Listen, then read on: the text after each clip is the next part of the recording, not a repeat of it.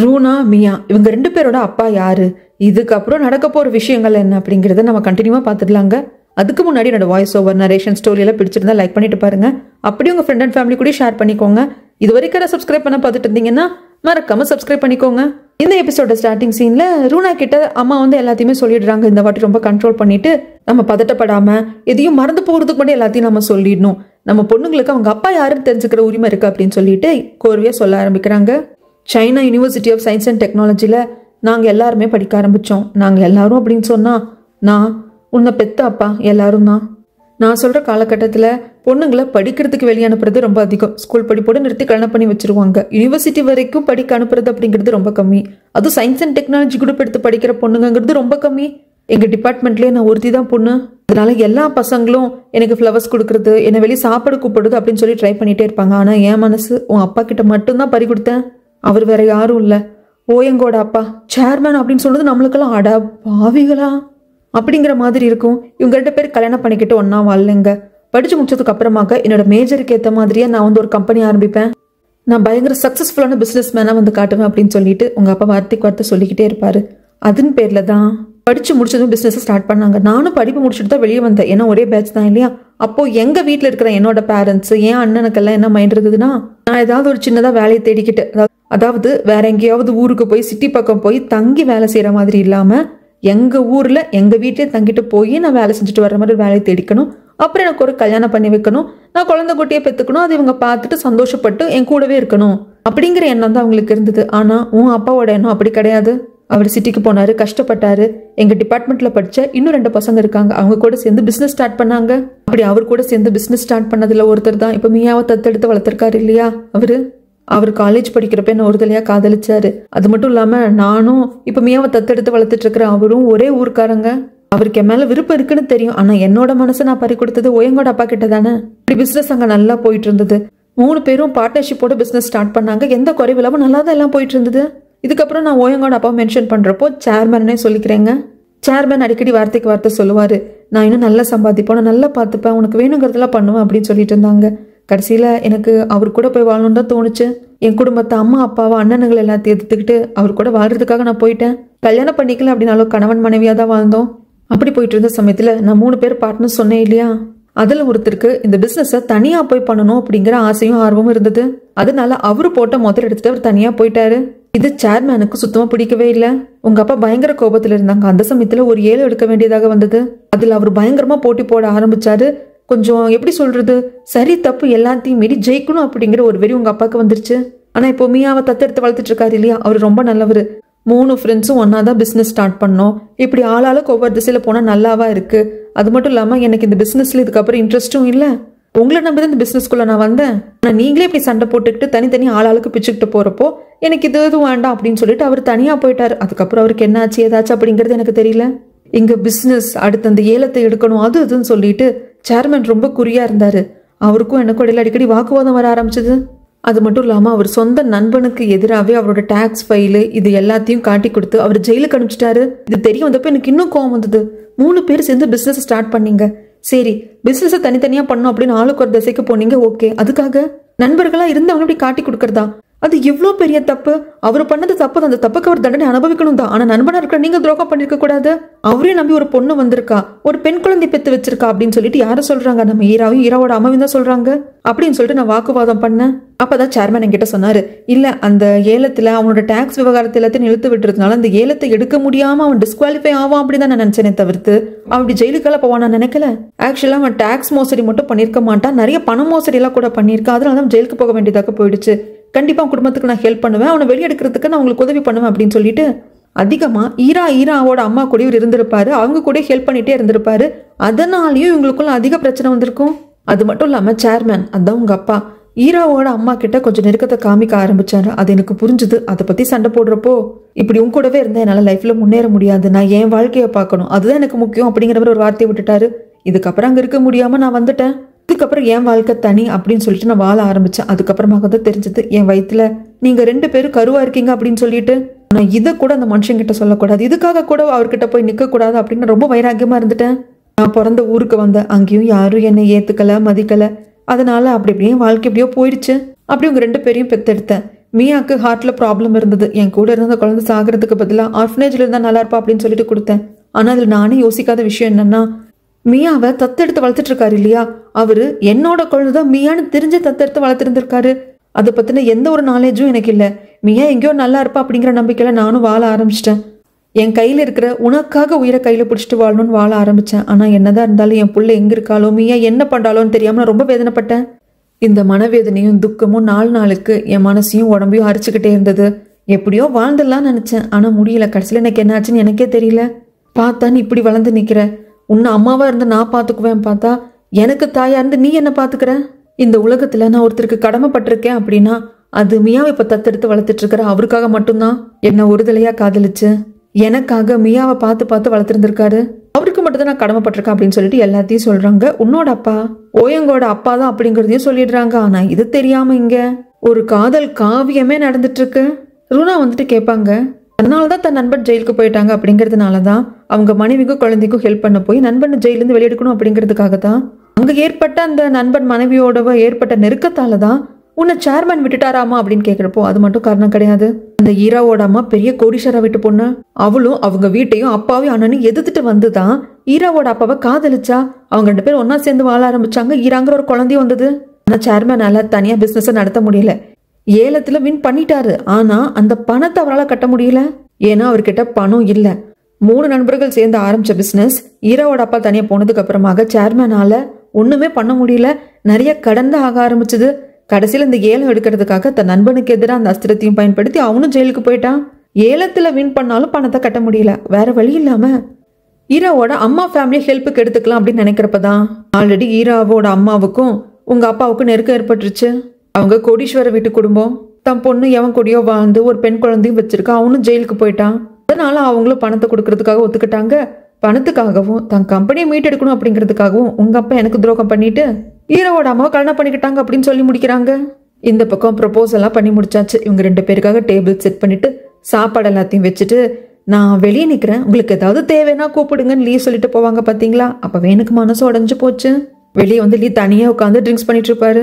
பாவண்டா, இந்த மனுஷனுக்கு யாராவது பேர் செட் பண்ணுங்களேடா அப்படிங்கிற மாதிரி தான் எனக்கு தோணுச்சு. அடுத்த நாள் ரொம்ப சந்தோஷமா இருக்காங்க நம்ம மியா. லைஃபே ரொம்ப சந்தோஷமா இருக்கு.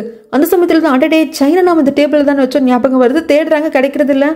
சரி எதுவாக இருந்தாலும் அப்புறம் தேடிக்கலாம் அப்படின்னு சொல்லிட்டு கிளம்பிடுறாங்க. ஏன்னா இன்னைக்கு சனிக்கிழமை நம்ம ஓயங் சொல்லியிருப்பாங்க அந்த பார்ட்டிக்கு நீ என் கூட வர, என்னோட ஃபியான்சியா வர அப்படின்னு சொல்லியிருப்பாங்க.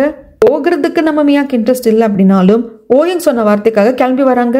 இங்க பார்ட்டி ஹால்ல எல்லாருமே இருக்காங்க. லியோட அப்பாவும் ஓயங்கோட அப்பாவும் பேசிக்கிறாங்க. ஆல்ரெடி லீக்கும் ஈராவுக்கும் சம்மந்தம் பேச பார்த்தோம், அது நடக்காம போயிடுச்சு. ஓயங்குக்கும் சிமாவுக்கும் சம்மந்தம் பேசலாமா அப்படிங்கிறப்போ இருங்க எதுக்கும் அவங்க கிட்ட ஒரு வார்த்தை கேட்டுக்கலாம் அப்படின்னு சொல்லிட்டு, ஏன்னா ஓயங்கு தான் எனக்கு மியாதான் வேணும்னு சொல்லிட்டு இருக்காரு, எகேன் போய் அவமானப்படக்கூடாது அப்படிங்கிறதுக்காக பேசிட்டு இருக்காங்க. அந்த இடத்துக்கு சுவி வருவா. ஓயங்கோட அப்பாவை பார்த்துட்டு அங்கிள் ஓயங்கு வரல அப்படின்னு கேட்கறதுக்கு வந்துட்டு இருப்பாமா அப்படின்னு சொல்றாங்க. இங்க பார்ட்டியும் ஸ்டார்ட் ஆகுது. நம்ம ஓயங் மியாவை கூப்பிட்டு வராங்க. வர்ற வழியில கூட நான் ரெஸ்ட் ரூம் போகணும் அப்படி இப்படின்னு போய் சொல்லிட்டு தப்பிச்சு போயிடலாம் தான் மியா நினைப்பா. ஆனா ஓயங் கேட்ச் பண்ணிடுவாரு. எதுக்கு பயப்படுற, நீ என் கூட இருக்க, இன்னைக்கு இல்லைனாலும் என்னைக்காவது ஒரு நாள் தெரிஞ்சுதான் ஆகணும். அந்த நாள் இன்னைக்கா இருந்தா ரொம்ப நல்லது, ஏன்னா ஃபேமிலி எல்லாரும் இருப்பாங்க, முக்கியமான பீப்புள்ஸ் இருப்பாங்க அப்படின்னு சொல்லிட்டு தைரியம் கொடுத்து கூப்பிட்டு வராரு. சுவியோட அப்பாவுக்கு தன் பொண்ணு மனசுல ஓயங்க இருக்காங்க அப்படிங்கிறது நல்லா தெரியும். அதனால இந்த சந்தர்ப்பத்தை பயன்படுத்தி ஓயங்கோட அப்பா கிட்ட என் பொண்ணு இப்படிப்பட்டவ, நல்லவ, அவளுக்கு ஓயங்க ரொம்ப பிடிக்கும், ஓயங்கும் சுவி கூட நல்ல ஃப்ரெண்ட்ஸ், இவங்க எப்படி ஃப்ரெண்ட்ஸ் ஆனாங்க அப்படின்னா மியா மூலமா தான் அப்படின்னு நல்லா சொல்லிட்டு என் பொண்ணோட கல்யாணம் தான் என் கனவு அப்படின்னு கொஞ்சம் எக்கச்சக்கமா விட்டு போடுறாரு. இது நம்ம ஓயங்கோட அப்பாவுக்கு புரிஞ்சதோ என்னமோ தெரியல. அங்க இருந்த ஷெங்குக்கும் ஹீராவுக்கும் நல்லாவே புரிஞ்சிருச்சு. சுவியோட அப்பா நிறுத்துறது கிடையாது. என் பொண்ணு ரொம்ப பிக்கிங்க, அவ்வளோ சீக்கிரம் யார்கிட்டயும் பேசி பழக மாட்டா. அவ கல்யாணத்துக்காக நிறைய வாட்டி இந்த பேச்செல்லாம் எடுத்திருக்கேன், அதில் தட்டி கழிச்சிருக்கா. ஆனா உங்க பையனை பத்தி எப்ப பார்த்தாலும் புகழ்ந்துகிட்டே இருப்பா அப்படின்னு ஓயங்க பத்தி சொல்றாங்க. அது மட்டும் இல்லாம ஈராவோட அம்மாவுக்கும் இந்த பொண்ணு சுவிய பிடிச்சிருக்கு. அந்த சமயத்துல இந்த பார்ட்டி ஹாலுக்கு வெளியே தான் ஈராவோட அப்பா வந்து நின்று எட்டி பார்த்துட்டு இருப்பாங்க. அதை பார்த்தது ஈராவோட அம்மா நீங்க பேசிட்டு இருங்க, இதோ வந்துடுறேன் அப்படின்னு சொல்லிட்டு அவர்கிட்ட பேச போயிடுவாங்க. இந்த பக்கம் லியோட ஃபேமிலியும் வந்திருப்பாங்க. லியும் சிமாவும் கூட இருப்பாங்க. லியும் சிமா கிட்டே சொல்லிட்டு உங்க அம்மா கூட நான் வெளியே போக வேண்டிய பிளான் இருக்கு, நீங்க 2 பேர் இருங்க அப்படின்னு சொல்லிட்டு எல்லாருக்கிட்ட சொல்லிட்டு அவங்க கிளம்பிடுவாங்க. இங்க இந்த பார்ட்டி ஹாலுக்கு வெளியே தான் வந்துடுவாங்க. யாரும் ஓயங்கும் மியாவும். அப்ப கூட மியா இருந்துட்டு இந்த ரிங்கை மட்டும் கழட்டிக்கவா அப்படின்னு கேட்கறதுக்கு பயப்படாத நான் இருக்கல அப்படின்னு சொல்லிட்டு கையை கோத்து கூப்பிட்டு வருவாங்க. இவங்க உள்ள வந்ததும் சுவிதா ஓடி வந்து வெல்கம் பண்ணுவா. மியாவை பார்த்ததும் லைட்டா பிடிக்கல அப்படின்னாலும் முகத்துல காமிச்சுக்க மாட்டா. சாரி மியா, உன்னை இன்வைட் பண்ணாததுக்கு காரணம் இந்த மாதிரி பார்ட்டியில போரிங்கா இருக்கும் இல்லையா, அதுதான் அப்படிங்கிறதுக்கு ஆமா ஆமா எனக்கு தெரியும் அப்படிங்கிற சமயத்துல ஓ எங்கே சொல்லுவாங்க, அவ வரமாட்டேன்னு தான் சொன்னா சுவி, நான் தான் கம்பல் பண்ணி கூப்பிட்டு வந்தேன் அப்படிங்கிறப்போ சரி இருங்க ஒரு நிமிஷம், உன்னை வந்து இது வரைக்கும் எங்க அப்பாட்ட அறிமுகப்படுத்தி வச்சதில்ல அப்படின்ட்டு சுவி அவங்க அப்பாவை கூப்பிட்டு அப்பா இதுதான் அப்பா மியா அப்படின்னு சொல்லிட்டு அறிமுகப்படுத்தி வைப்பாங்க. என் பொண்ணு பத்தி நிறைய சொல்லியிருக்காமா, பட் இப்பதான் உன்னை நேர்ல பாக்குற சந்தர்ப்பம் கிடைச்சது. என் பொண்ணு சுவி சொல்லிக்கிட்டே இருப்பா, நீ ரொம்ப அவளை நல்லா பார்த்துப்பியாமா, ஃபாரின் கண்ட்ரில என் பொண்ணு டேக் கேர் பண்ணிக்கிட்டதுக்கு நன்றி அப்படிங்கிறதுக்கு. அச்சோ அங்கிள் பெரிய வார்த்தையெல்லாம் சொல்லாதீங்க, இன்னும் சொல்ல போனா எனக்கு நிறைய விதத்துல சுவிதா ஹெல்ப் பண்ணியிருக்கா. அவ மட்டும் அந்த இடத்துல இல்லைன்னா எனக்கு என்ன இருக்குன்னே தெரியாது அப்படிங்கிற சமயத்துல போதுமையா இப்ப எதுக்கு அதை பத்தி எல்லாம் பேசிக்கிட்ட, நீ எனக்காக எவ்வளோ ஹெல்ப் பண்ணியிருக்க, அந்த அப்பார்ட்மெண்ட்ல கூட்டுற வேலையில இருந்து என் லாண்ட்ரி ஒர்க்ல இருந்து எல்லாம் பண்ணி கொடுத்துருக்க, எனக்கு சமைச்சு போட்டிருக்க, வீட்டை கூட கிளீன் பண்ணிருக்க, சும்மா அதை பத்தியே பேசிக்கிட்டு அப்படிங்கிறப்போ சிரிச்சுக்கிட்டே சுவி வந்து ஒரு மாதிரி இன்சல்ட் பண்றா அப்படிங்கிறது நம்மளோட ஓயங்குக்கு புரியுது. ஏன்னா இப்போ இது பேச வேண்டிய டாபிக் இல்லையா அப்படிங்கிறதும் தோணுது. லைட்டா மியாவோட முகமும் மாறுது, பட் இருந்தாலும் மியா அதை பெருசா எடுத்துக்கிறது இல்ல. சரி இப்படி எங்களை பிளாக் பண்ணி பேசிட்டு இருந்தீங்க அப்படின்னா நான் எப்படி இவளை எங்க அப்பா கிட்ட அறிமுகப்படுத்தி வைப்பேன் அப்படின்னு சொல்லிட்டு ப்ரப்போஸ் பண்ணி ரிங்க போட்டிருப்பாரு இல்லையா, அதை அப்படியே காற்றாரு நம்மளோட மியாவோட கையை பிடிச்சு. அவ்வளோதான், சுவியோட முகத்துல வந்து ஈ ஆடல. சுவியோட அப்பாவும் இதை மனசுல குறிச்சுக்கிறாரு, முடிஞ்சிருச்சுமா உன் கையை மீறி போயிடுச்சுமா அப்படிங்கிற மாதிரி தான் ஒரு பார்வையில தான் பொண்ணை பார்ப்பாரு. ஆனா இவங்க அந்த என்ட்ரன்ஸ்ல இருந்து பேசிட்டு இருக்கிறதையே இவர் பார்த்துட்டு தான் இருப்பாரு சேர்மேன். ஓயங் வந்துட்டு அப்பான்ட்டு வர்றதுக்குள்ள இவர் டக்குன்னு இந்த ஹாலை விட்டு வெளியே வந்துடுவாரு. அதுக்கப்புறம் என்ன பண்றதுன்னு தெரியல, லீ கூடயும் சிமா கூடயும் இவங்க எல்லாரும் சேர்ந்து பேசிட்டு இருப்பாங்க. இந்த பக்கம் சேர்மேன் வெளியே வந்தாரு இல்லைங்களா, அவருக்கு எகேன் உள்ள போறதுக்கு மனசு இல்லை. ஆனா இப்படி பார்ட்டில சொல்லிக்காம கொல்லிக்காம வர்றதும் சரியில்லை அப்படிங்கிறப்பதான் சடார்னு பாக்குறாங்க ஈராவோட அம்மா யாரோ கூட என்ன பேசிட்டு இருக்கிற மாதிரி இருக்கு. ஆனா யார் கூட பேசிட்டு இருக்காங்க அப்படிங்கிறது தெரியல. இங்க என்ன பண்றேன்னு வந்து கேட்கறப்பதான் அங்க இருக்கிறது ஈராவோட அப்பா. பார்த்தோன்னா அதிர்ச்சி ஆவார், கோவப்படுவாருன்னு பார்த்தா அதுக்கு பதிலாக சேர்மன் சிரிச்சுட்டே வந்து டே நல்லா இருக்கியாடா, எப்போ ரிலீஸ் ஆன, எப்படி இருக்க, உன்னை பார்த்ததுல ரொம்ப சந்தோஷம் அப்படின்ட்டு சொல்லிட்டு ரொம்ப சந்தோஷப்பட்டு பேசுறாங்க. ஈராவோட அம்மாக்கு லைட்டா ஷாக்காக தான் இருக்கும். ஆனா அதுக்கு ஈராவோட அப்பா இருந்துட்டு இப்போ நீ இந்த இவ்வளோ பெரிய கம்பெனிக்கு சேர்மன் ஆயிட்ட, என்ன பாரு ஜெயிலேருந்து ரிலீஸ் ஆயிருக்கேன், எனக்குன்னு ஃபியூச்சரே இல்லை அப்படின்னு சொல்லிட்டு ஒரு மாதிரி பேசுவாங்க. ஆக்சுவலா இந்த ஓயங்கோட அப்பா பேசுறது கொஞ்சம் ஜென்யூனா தான் தெரியுது, மனசார சந்தோஷப்பட்டு தான் நண்பனை பார்த்த மாதிரி தான் தெரியுது. ஆனா அவர்கிட்ட அந்த கோபம் இன்னும் இருக்கு. இங்க சிமா தனியா மியாவை கூப்பிட்டு வந்துட்டு பாத்தியா அந்த சுவி பயங்கரமான கண்ணிங்கன்னு நான் சொன்னேன் இல்லையா, நீ தான் நம்ப மாட்டேன்னு சொல்லிட்டேன். ஓயங்குன்னை கூப்பிட்டு வந்த சமயத்துல சுவி அவங்க அப்பாவை கூப்பிட்டு உன்னை இன்ட்ரடியூஸ் பண்ணி வச்சப்ப என்னென்ன சொன்னா நான் கேட்டுட்டு தான் இருந்தேன், இப்போ அதெல்லாம் ரொம்ப சொல்லணுமா என்ன, நீ அவ வீட்டை வந்து கூட்டி பெருக்கி தொடச்சேங்கிறதுல சொல்லணுமா என்ன, ரொம்ப முக்கியமா அப்படின்னு கேட்கிறப்போ இப்ப கூட சுவிக்கு தான் மியா சப்போர்ட் பண்றா. சிமாக்கு வந்து கோவம் தான் வருது, முட்டாள் முட்டாள் எனக்கு அவ்வளோ கோவம் வருது, நீ ஏண்டி எல்லாம் தெரிஞ்சு தெரியாத மாதிரியே இருக்கு அப்படிங்கிறதுக்கு. இதை பாரு சிமா, சுவி சொன்னதுல எந்த தப்பும் இல்லை, நான் அவ கூட ஃப்ளாட்ல தங்கியிருந்தேன், ஆனா என்னால் அதுக்கு பேமெண்ட் கொடுக்க முடியாது, அதுக்கு பதிலாக அந்த வேலையெல்லாம் செஞ்சேன், அந்த வேலையை நான் செஞ்சேன் அவ சொல்றதாலேயோ இல்ல வேற யாரும் சொல்றதாலே நான் குறைஞ்சு போயிட போறது கிடையாது, இதை பத்தி நீ பெருசா எடுத்துக்காத அப்படின்னு சொல்லிட்டு அங்க இருந்து கூப்பிட்டு போயிடுவாங்க. ஆனா இது எல்லாத்தையும் சுவி கேட்டுட்டு தான் இருப்பா. இப்ப கூட நம்ம ஃப்ரெண்டு மியா இன்னும் நம்மள நம்புறாளே அப்படிங்கிற கில்ட்டால இவளுக்கு கிடையாது. எப்படியாவது ஓயங்க அடைஞ்சிடணும் தான் தோணுது. இங்க ஈராவோட அம்மா அப்பா ஓயங்கோட அப்பா சேர்மன் எல்லாரும் பேசிட்டு இருந்தாங்க இல்லையா, அந்த சமயத்துல ஏன்டா இப்படி எல்லாம் பேசுற, உனக்கு ஏதாவது வேணும்னா கேளுன்னு சேர்மன் நம்ம கேட்க வர்றப்போ ஃபோன் கால் வரும். அட்டன் பண்ணா ஹால்குள்ள இருந்துட்டு ஈரா தான் வந்துட்டு கூப்பிட்டுருப்பா. அப்பா ஒரு முக்கியமான விஷயத்த அனௌன்ஸ் பண்ண போறேன், நீங்க வந்தா நல்லா இருக்கும் அப்படின்னு சொல்லி காலை கட் பண்ணதும் என்ன பண்ண போறா ஒன்னும் புரியலையே அப்படின்னு சொல்லிட்டு இவங்க கிட்டே சொல்லுவாங்க ஈராவோட அம்மா கிட்ட, ஈரா என்னமோ சொல்ல போறலாமா வா அப்படின்னு சொல்லிட்டு இவங்க கரெக்டா அந்த ஹால்குள்ள வர்றதுக்கும் ஸ்டேஜுக்கு ஷெங்கையும் கூப்பிட்டு போயிட்டு இவர் தான் எங்க கம்பெனியோட சேல்ஸ் டிபார்ட்மெண்ட்டோட டைரக்டர், நானும் ஷெங்கும் காதலிக்கிறோம், 2 வருஷமா காதலிக்கிறோம், கல்யாணம் பண்ணிக்க போறோம் அப்படின்னு சொல்லிட்டு ஈரா அனௌன்ஸ் பண்ணிடுவா. இது யாரும் எதிர்பார்க்கல, முக்கியமா சேர்மேனும் ஈரோட அம்மாவும் எதிர்பார்க்கல. பண்ணின கையோட ஷெங்கையும் கூப்பிட்டு வந்து அப்பா என்னை மன்னிச்சிருங்க, இந்த அளவுக்கு உங்ககிட்ட கூட சொல்லாம இப்படி எல்லார்கிட்டையும் அனௌன்ஸ் பண்ற அளவுக்கு நான் யோசிக்கல, ஆனா நான் இதை கூட பண்ண விட்டேன் அப்படின்னா ஃபியூச்சர்ல என்னை வச்சு நீங்க நிறைய வியாபாரம் பேசுவீங்க, ஷெங்க கிட்ட பேரம் பேசுவீங்க இல்லையாப்பா, அதனாலதான் அப்படின்னு சொல்லிட்டு ஷெங்க ஒரு முறைப்பாங்க. அவ்வளவுதான், அங்க அப்படியே தொப்புன்னு மயக்கம் போட்டு விழுந்துருவாரு. உடனே ஹாஸ்பிட்டல்ல கொண்டு வந்து அட்மிட் பண்ணிடுவாங்க. அவர் கண்ணு முழிக்கிறப்ப இவங்க 2 பேரையும் பார்த்துட்டு அப்படியே மூஞ்சி திருப்பிப்பாரு. அவரு வந்துட்டு சார் அப்படிமா ஷெங்கு அப்பான்னு சொல்லிட்டு ஈரா சொல்லுவா, 2 பேரும் வெளியே போங்க அப்படிங்கிற சமயத்துல அப்பா நான் இப்படி டக்குன்னு அனௌன்ஸ் பண்ணுவேன் அப்படிங்கிறது ஷெங்குக்கே தெரியாதுப்பா, அது என்னோட முடிவு தான், அதுக்கு ஃபர்ஸ்ட் நான் ஷெங்கு கூட வாழணும்னு ஆசைப்பட்டேன், நீங்க தேவையில்லாம ஷெங்க போய் மிரட்டுறீங்க அப்படிங்கிற ஒரு ரீசன், 2வது நான் பிரெக்னெண்டா இருக்கு அப்படின்னதும் ஈராவோட அம்மாவுக்கே ஷாக் ஆயிடும். ஆனாலும் சேர்மன் வெளியே போ அப்படின்னு சொல்லி கத்துவாங்க. 2 பேரும் வெளியே வந்துடுவாங்க. வெளியே தான் எல்லாரும் இருப்பாங்க, சீமா லீ நம்ம ஓயங்கு மியா எல்லாரும் இருப்பாங்க, ஈவன் அந்த சுவியும் இருப்பா. வெளியே வந்து ஷெங்கும் ஈரா அவங்க பாட்டுக்கு போயிடுவாங்க. அதுக்கப்புறமாக லீயும் சிம்மாவும் இருந்துட்டு நாங்களும் கிளம்புறோம் ஏதாவதுனா கூப்பிடுங்கன்னு சொல்லிட்டு போயிடுவாங்க. சுவியும் சொல்லிட்டு போயிடுவா.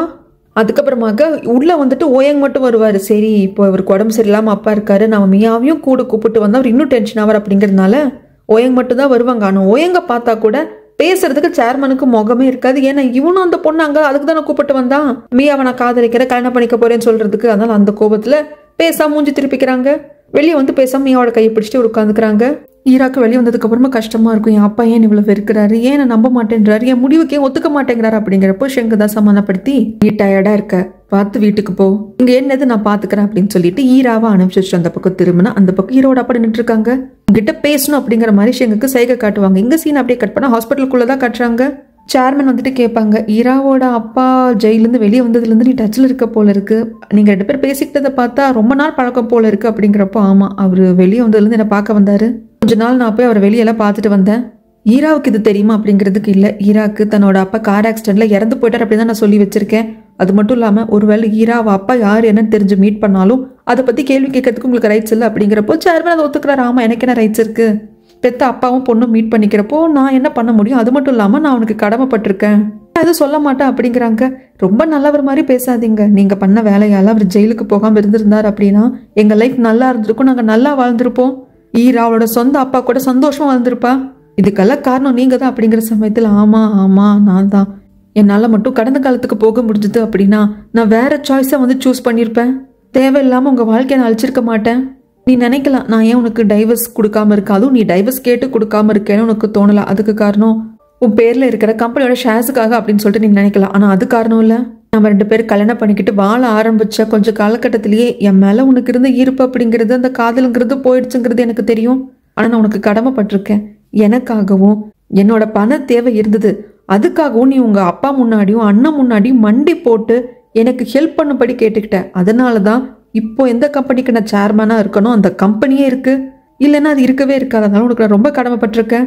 அது மட்டும் இல்லாம என்னால ஆல்ரெடி ஒரு பொண்ணோட வாழ்க்கை பறி போயிடுச்சு, அதுல உன்னோட வாழ்க்கையும் பறி போக வேண்டாமே அப்படிங்கிறதுக்காக தான். அப்படிங்கிற சமயத்துல சேர்மன் ஆல்ரெடி ஒரு பொண்ணோட வாழ்க்கை பறி போயிடுச்சு அப்படின்னு சொல்றது ரூனா மியாவோட அம்மாவை தான் சொல்றாங்க. அவங்களுக்கு ஒரு பேர் வச்சுதாங்க கூப்பிடுவாங்க. அப்படி அதை பத்தி பேசினதுமே ஈராவோட அம்மாவுக்கு கோவம் வந்துடும். அப்போ இவ்வளோ காலமாயும் நீ அந்த பொம்பளையை மறக்கல, இன்னும் உன் மனசுல இருக்கா தானே, உனக்கு ஒன்று சொல்லட்டுமா, அவ எங்க இருக்கா ஏது இருக்கான்னு உங்களுக்கு தெரியல, அதனாலதான் நீங்க அவ நினைப்போட மட்டும் இருக்கீங்க, அவளை பத்தின நியூஸ் உங்களுக்கு எப்பாவது கிடைச்சிருச்சு அப்படின்னா கண்டிப்பா அவ எங்க இருந்தாலும் கண்டுபிடிச்சு உங்க பக்கத்துல வச்சுக்க பாப்பீங்க அப்படின்னு சொன்னது சேர்மன் திரும்பி பார்ப்பாரு. ஏன் முறைக்கிறீங்க, நான் ஒன்னும் தெரியாததையோ கெட்டியோ பேசல, நீங்க எனக்கு தெரியாம ரகசியமா அந்த பொம்பளையை தேடிட்டு தான் இருந்திருக்கீங்க அப்படிங்கிறது எனக்கு தெரியும், ஆனா தெரிஞ்சும் தெரியாம இருந்துகிட்டேன், எனக்கு அந்த விஷயம் வரல அப்படிங்கிற மாதிரி நீங்க நம்பணுங்கிறதுக்காக அப்படியே இருந்துகிட்டேன் அப்படிங்கிறப்போ என்ன கரெக்ட் தானே அப்படிங்கிற சமயத்துல அது உண்மைதான். சேர்மன் யாருக்குமே தெரியாம ரூனா மியாவோட அம்மாவை தேடிட்டு தான் இருந்தாங்க. ஆனா ரூனா மியா தன்னோட குழந்தைங்க அப்படிங்கிறது இவருக்கு தெரியாது, இவருக்கு எல்லாமே தெரிஞ்சிருக்கு அப்படின்னதும் ப்ளீஸ் என்னை தனியா விட்டு போன, தனியா இருக்கணும் அப்படின்னு சொல்லிடுவாங்க. இங்க தாய்லாண்டா தான் காட்டுறாங்க. ரூனா ஒரு முடிவு எடுத்துட்டா, இதுக்கப்புறம் இங்க நம்ம இருக்க வேண்டாம் மைக், நம்ம சைனா கிளம்பலாம் அப்படிங்கிறப்போ என்ன திடீர்னு முடிவு எடுத்திருக்க, லீக் ஆகவா அப்படிங்கிறதுக்கு சத்தியமா மிஸ்டர் லீக்காக கிடையாது, இவ்வளவு வருஷமா என் அப்பா யார் அப்படிங்கறத எங்க அம்மா என்கிட்ட சொல்லல, நேத்து என்கிட்ட சொல்லிட்டாங்க, என் அப்பாக்காக அப்படின்னு சொல்றாங்க. இந்த பக்கம் அவங்க 3 பேரை அடைச்சு வச்சிருந்த சமயத்துல இந்த கேங்கோட ஹெட் பணம் வாங்க போறப்போ இன்னொருத்தனை இவங்களுக்கு காவலுக்கு வச்சுட்டு போயிருப்பாங்க இல்லைங்களா, அந்த இடத்துல ரூனா வந்து சண்டை போட்டிருப்பாங்க, இவங்க எல்லாரையும் காப்பாத்தி கூப்பிட்டு போயிருப்பாங்க. அவங்க கூட கடைசியில கார்ல கூட துரத்திட்டு வந்திருப்பானே, இப்ப அவனுக்கு அடியெல்லாம் பட்டிருக்கு. கடைசியா ரூனாவோட அம்மா இருக்கிற ஹாஸ்பிட்டல் போயிட்டு மைக்கிட்ட எல்லாம் ஒரு சில சேனல் வந்து பேட்டி எடுத்திருப்பாங்க இல்லையா, அதெல்லாம் டெலிகாஸ்ட் பண்ணிட்டு இருக்காங்க. அதை பாக்குறவனுக்கு கோவம் வருது, எங்களோட நிலைமைக்கு நீதானடி காரணம் அப்படின்னு சொல்லிட்டு பயங்கர வெறியாகிறான். இங்க சீன் அப்படியே கட் பண்ணா ஷெங்கும் ஈராவோட அப்பாவும் பேசுறதா இருந்திருக்கும் இல்லையா, உன்னோட ஃபிளாட்டுக்கு கூப்பிட்டுப்போ அப்படின்னு சொல்லிட்டு ஈராவோட அப்பா சொல்லியிருப்பாங்க. அங்க கூப்பிட்டு வந்து காஃபி கொண்டு வந்து வைக்கிற சமயத்துல ஷெங்க அடிச்சு மயக்காடைய செஞ்சு கட்டி போட்டுடுறாரு. ஷெங்கு நினைவு வந்து பாக்குறப்போ, ஏன் அங்கிள் என் மேல என்ன கோபம், எதுக்காக என்ன கொல்ல பாத்தீங்க, அது மட்டும் இல்லாம இங்கெல்லாம் இங்க கேமராஸ் வச்சிருக்கீங்க தானே, உங்களுக்கு ஒண்ணு தெரியுமா, நீங்க இங்க கேமராஸ் வைக்கிறீங்க அப்படின்னா அதுக்கு முன்னாடியே நான் இங்க சில கேமரா செட் பண்ணிருக்கேன் என்னோட செக்யூரிட்டி பர்பஸ்க்காக, அதுல நீங்க வந்து செட் பண்ணதும் எனக்கு தெரியும் அப்படிங்கிறப்போ ஆக்சுவலா ஷெங்கோட வீட்டுக்குள்ள ஷெங்கே வந்து கேமராவை செட் பண்ணிருப்பாங்க அவரோட செக்யூரிட்டி பர்பஸ்க்காக. ஆனா ஈராவோட அப்பா வந்து செட் பண்ணது பாவம் ஷெங்குக்கே தெரியாது, ஏன்னா அவரோட செக்யூரிட்டி பர்பஸ்க்காக வச்ச கேமராஸ் அவர் செக் எல்லாம் பண்ணி பார்த்திருக்க மாட்டாரு, ஏதாவது திருட்டு போனா தானே செக்யூரிட்டி கேமராவை செக் பண்ணும், அதனால செக் பண்ணிருக்க மாட்டாரு.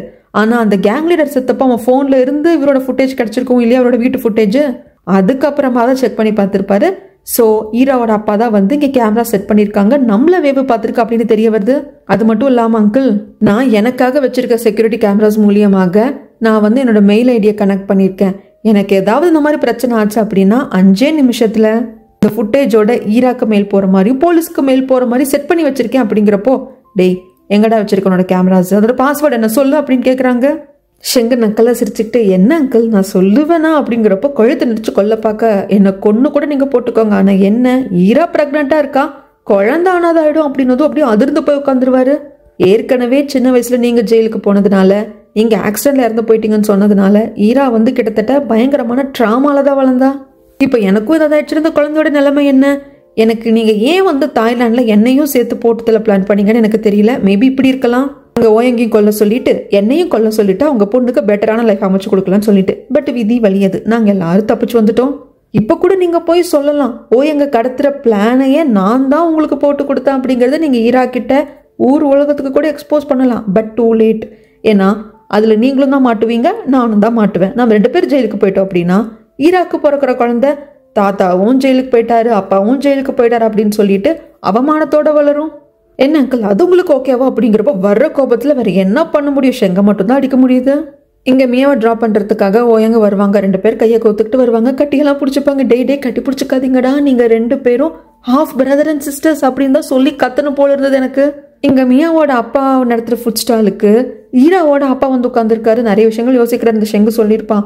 நடந்தது நடந்த மாதிரி விட்டுருங்க அங்கிள், நீங்கள் எதுக்கும் கவலைப்படாதீங்க, நான் கண்டிப்பாக வந்துட்டு ஈராவை கல்யாணம் பண்ணிப்பேன். அதுக்கப்புறமாக எங்களுக்கு குழந்தை பிறக்கும், அவள் அந்த கம்பெனியோட சேர்மன் ஆகுறதுக்கு நான் முழுசாக ஹெல்ப் பண்ணுவேன். நாங்கள் நல்லா இருப்போம் அங்கிள் அப்படிம்பாங்க. இப்படி ஒரு கேடு கெட்டவங்க என் பொண்ணு மாட்டிக்கிட்டாலே அப்படிங்கிற மாதிரி தான் இருக்கும் ஈராவோட அப்பாவுக்கு. இதெல்லாம் யோசிச்சு பார்த்துட்டு தான் தன் நண்பனை பார்க்கறதுக்காக இந்த ஃபுட் ஸ்டாலுக்கு வந்திருப்பாங்க. மியாவோட அப்பாவும் பார்த்துட்டு, டே எப்படா இருக்க, ஜெயிலிருந்து எப்படா ரிலீஸ் ஆன, இரு என் கையால் உனக்கு சமைச்சு கொண்டு கொடுக்குறேன்னு சொல்லிட்டு சமைச்செல்லாம் கொண்டு கொடுத்துட்டு நிறைய விஷயங்கள் பேசிட்டு இருப்பாங்க. அப்போதான் என்னட்டு இங்கே ஃபுட் ஸ்டால் வச்சிருக்கிறேன். ஆமாம், எனக்கு அந்த கம்பெனி விவகாரம் எல்லாம் பிடிக்கல, அதுக்கப்புறம் அதே மாதிரி பிஸ்னஸ் செட்டப் பண்ணிக்கல, எனக்கு விருப்பம் இல்லை, எனக்கு ஃபுட் ஸ்டால் வச்சுக்கணும்னு தோணுச்சு, வச்சுக்கிட்டேன்.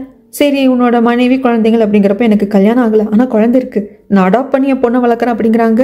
அப்போதான் ஈராவோட அப்பா கேட்பாங்க, நீ இன்னும் அவளை மறக்கலையான்னு சொல்லிட்டு. அந்த அவள் யாருன்னா நம்ம மியா ரூனாவோட அம்மா தான். இதை கேட்டது மியாவோட அப்பா இருந்துட்டு, டே அதெல்லாம் பல வருஷம் கடந்து போச்சுடா, அதெல்லாம் விடு, அதெல்லாம் வந்து மறந்தாச்சு, சரி இரு நான் என் பொண்ணோட ஃபோட்டோவை காட்டுறேன் அப்படின்னு சொல்லிட்டு ஷெங்கும் நம்ம மியாவும் ஜோடியாக எடுத்துக்கிட்ட ஃபோட்டோ தான் காட்டுவாங்க. அதை பார்த்துக்கிட்டு இது உன் பொண்ணு சரி பக்கத்தில் இருக்கிறது யாருங்கிறதுக்கு, அந்த பையன் பேர் ஷெங்கு, அவனும் வந்துட்டு அம்மா அப்பா இல்லாமல் ஆர்ஃபனேஜில் வளர்ந்த பையன் தான். 2 பேரும் ஆர்ஃபனேஜில் ஒன்றா தான் வளர்ந்தாங்க. நான் என் பொண்ணு மியாவை தத்தெடுத்து வந்ததுக்கப்புறமா கூட அந்த பையன் அடிக்கடி வருவான். 2 பேரும் ஒன்றா தான் வளர்ந்தாங்க, ஒன்றாவே இருந்தாங்க, கடைசி வரைக்கும் ஒன்றா இருப்பாங்கன்னு நினச்சேன். காதலிக்கவும் செஞ்சாங்க, பிரேக்கப் ஆயிடுச்சு. அதெல்லாம் நினைக்கிறப்ப தாண்டா வேதனையாக இருக்குது. அப்படிங்கிற சமயத்தில் நிறைய நேரம் இருக்குடா, உன் பொண்ணை பற்றி சொல்லு, உன் பொண்ணு பிரேக்கப் பண்ண அந்த ஷெங்கு பையன் இருக்கான் இல்லையா அவனை பற்றி சொல்லு அப்படின்னு சொல்லிட்டு சும்மா பேச ஆரம்பிக்கிறாங்க. மியாவை விட்டுட்டு நம்ம ஓயங்கு வர்றப்போ அப்பாக்காக சாப்பாடெல்லாம் வாங்கிட்டு வந்து, அப்பா உங்களுக்காக என்ன வாங்கிட்டு வந்திருக்கேன் தெரியுமா அப்படிங்கிறப்போ அப்பவும் அவர் கொஞ்சம் ஊருன்னு தான் இருக்காரு. கடைசியில் சாப்பாடு பாக்ஸை ஓப்பன் பண்ணி வச்சதும் அந்த மனத்திலேயே மனுஷனுக்கு கோவமெல்லாம் போயிடுது. அப்போதான் சில விஷயங்கள் சொல்கிறாரு. இதை பாருடா ஓயங், நான் ஒன்றும் கொடுமைக்காரன் கிடையாது, ஈராவை நான் வளர்த்துருக்கேன், 20 வருஷமா நான் என் தோல்லையும் மார்லையும் போட்டு வளர்த்துருக்கேன். அவன் எனக்கு பொண்ணு மாதிரி தான், எனக்கு பிறக்கலைனாலும் என் பொண்ணு மாதிரி தான். ஆனால் எனக்கே பிறந்திருந்தாலும் என் பொண்ணுக்கிட்ட நான் கம்பெனியை கொடுக்க மாட்டேன். அதுக்கான காரணம் என்னன்னா, என் பொண்ணு ஒருத்தனை கட்டிக்கிறப்போ அந்த குடும்ப வகையாரெல்லாம் வந்து உட்காந்துக்கும், அவ புருஷன் அப்படின்னு சொல்லிட்டு நாட்டாம் பண்ண ஆரம்பிச்சிருவாங்க. நான் கஷ்டப்பட்டு வளர்த்த கம்பெனிடா, நான் கஷ்டப்பட்டு வளர்த்தது, இதுக்கு பண உதவி அப்படிங்கிறது ஈராவோட அம்மாவோட அவங்க ஃபேமிலி சைடு அப்பா அண்ணன் கொஞ்சம் ஹெல்ப் பண்ணியிருக்காங்க தான், இல்லைன்னு சொல்ல வரல. அதுக்கு நான் அவங்களுக்கு ஷேர்ஸ் கொடுத்துருக்கேன். ஆனால் மற்றபடி என்னோட சொந்த முயற்சியாலையும் வேர்வையாலையும் உருவான கம்பெனிடா இது. இதை நான் பாட்டுக்கு வெளியே இருக்கிற யாரோ வந்து ஆள்றதுக்கு நான் கொடுக்க முடியுமாடா சொல்லு. சரி அப்படியே இருந்தாலும் உங்கள் அக்காவுக்கு மிஸ்டர் லீ கூட தான் நான் வந்து கல்யாணம் பேசி வச்சுருந்தேன். மிஸ்டர் லீ சொக்க தங்கம்டா, அந்த மாதிரி பையன்லாம் கிடைக்கிறதுக்கு உங்கள் அக்கா கொடுத்து வச்சிருக்கணும். அப்படிப்பட்ட குடும்பத்தில் வாக்கப்பட்டிருந்தா கூட ஓகேன்னு விடலாம். இன்னைக்கு உங்கள் அக்கா பண்ண கதையை பார்த்தியா, அந்த ஷெங்கு அவனெல்லாம் வந்து நம்ம கம்பெனியில் வந்து உட்காந்தா எப்படிடா இருக்கும். அதனால தான் சொல்கிறேன், எதையுமே அசால்ட்டாக பார்க்கக்கூடாதுடா ஓயங். லைஃப்பில் நம்ம எதெல்லாம் அசால்ட்டாக பார்க்குறோமோ கடைசியில் அது நம்மளை அசால்ட்டாக பார்த்துரும். அதனால ஜாக்கிரதையாக இருக்கணும் சரியா அப்படின்னு சொல்லிட்டு ஒரு பாட்டுக்கு சாப்பிட்டுக்கிட்டே இருப்பாரு. இவங்க அப்பா இப்படி மனசு விட்டு பேசி ஓயங் வந்து பார்த்ததும் இல்லை கேட்டதும் இல்லை. அப்பா எந்த அளவுக்கு கம்பெனி பற்றி கவலைப்படுறாரு அப்படிங்கிறதும் தன்னை எந்த அளவுக்கு நம்புறாரு அப்படிங்கிறதும் ஓயங்குக்கு புரியுது. அப்பாவோட நம்பிக்கையை நாம தான் நமக்கு ஏற்ற மாதிரி நடந்துக்கணும்னு நினைக்கிறாங்க. இந்த பக்கம் வீட்டில் இருக்கிற மியாவை தான் காட்டுறாங்க.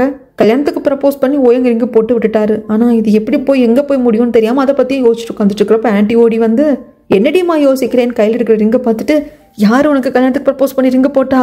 மிஸ்டர் லியா ஓயங்கா யாருன்னு சொல்லி கேட்க, இவங்களை எப்படி சமாளிக்கிறதுன்னு தெரியல நம்மளோட மியாவுக்கு. இதுக்கப்புறம் என்ன நடந்தது அப்படிங்கிறது நான் அடுத்தடியில் வந்து சொல்கிறேங்க.